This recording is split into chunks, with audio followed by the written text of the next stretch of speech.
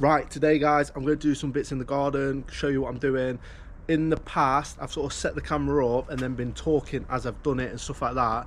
And then I feel like, well, the watch time and stuff like that tells me that it's pretty boring for you guys.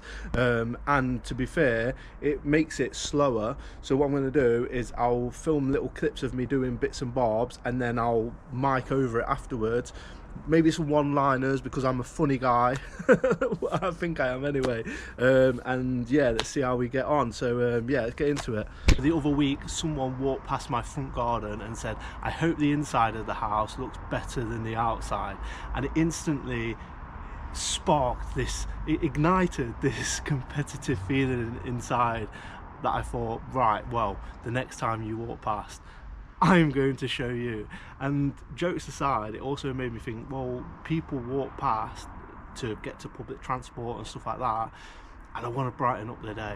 And so yeah, I'm going to plant some amazing bulbs in here, and then hopefully, sorry, cars going past, hopefully when we come to the like spring and summer, it'll be looking epic and it'll just give people that little bit of something to look at as they walk past.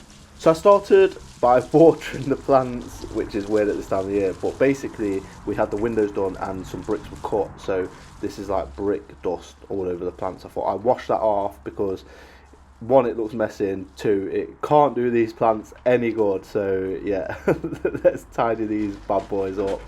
Gave them a little shake as well, and then I started trimming the hedge, because when your neighbours trim the hedge, all of a sudden it makes your side look far worse.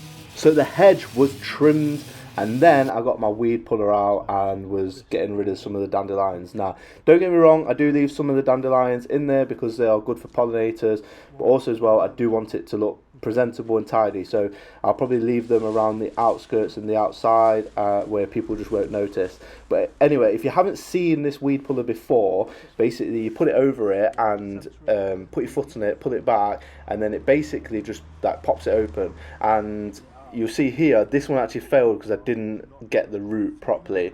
That was my bad, but I'll show you again and then you'll see how good these bad boys are. So yeah, I took that. At this point, I was putting my stuff in a black bin liner because my garden waste was full.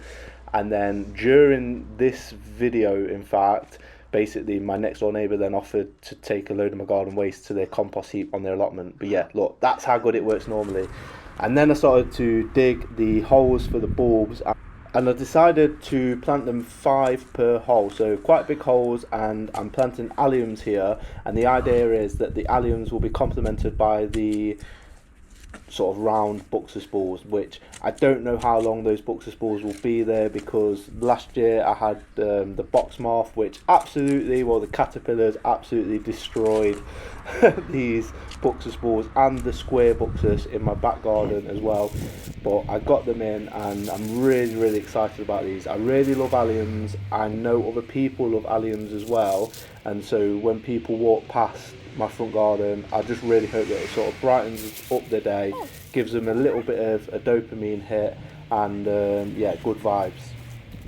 And then here I am digging another hole, which I know is boring, so I won't show you them all, but basically I repeated this process on this side and the other side, and I did it symmetrically. So yeah, basically this should be spherical purples next year, and hopefully it will look amazing.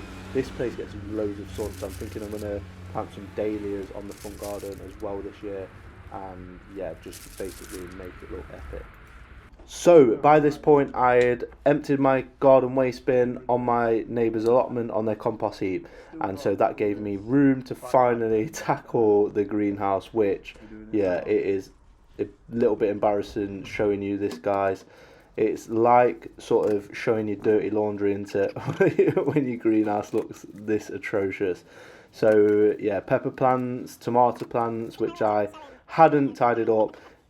Autumn sown seedlings, which I'd not sort of protected from frost.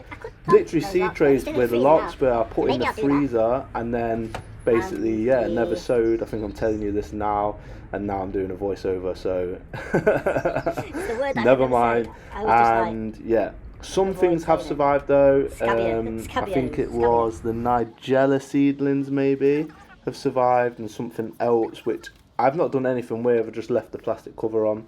So yeah, that's interesting. So yeah, I tidied all this up, and I just need to give it a sweep and wipe those windows now, ready for the spring sowing. Next, I tackled this climbing rose, which is always a pain because you get entangled in it, but it's always really beneficial because I get less black spot on the leaves of the rose, and it's just less unruly when it sort of grows as well. So basically, I saw this video with Monty Don where he did it, and I basically just follow exactly what he did and just leave a framework for it and then let it all sort of grow out from that framework, and it just seems to work every year. Next was to plant this beer root, which is from the rose press garden, and basically I put it to soak and then forgot about it, and I've come out and it is frozen. So yeah, first of all, I de-iced my beer root rose. It's a lovely climbing rose which I'm going to put at the back door, can tolerate some shade and will look epic, I'm sure. I think I popped out on my lunch one day and did this because I realised the desperate need that the beer root was in, and you can see I had a lot of fun trying to knock the ice off. We never grow up, do we? So I gave it a generous layer of a decent compost, and yeah, hopefully the rose will be okay. I'm sure it will because it hasn't started waking up yet, but only time will tell. And yeah, everything is one big experiment, isn't it? And if you haven't noticed by now, I am very much a gardener who just sort of makes it up as they go along, and yeah, it's just having fun while they're doing it. I watered it with obviously the frozen water and then put the sort of framework on. This was a tomato planter which I used last year before those tomatoes got blight, and yeah, job's a good one, and I went and put it by the back door. Finally, I fleeced my canners, which I never fleeced and overwintered properly back in November. Very bad of me, I know, but yeah, things were just going on in life and sometimes that happens. Let me know if you've enjoyed this video. This is sort of what I've got done throughout the week, whether a lot of it will always be from the weekend before and then some odd jobs through the week because obviously I'm at work. Let me know what you're doing in the garden. If you can like and subscribe, that'll be amazing. But more importantly, look after yourselves, and I'll catch you on the next one.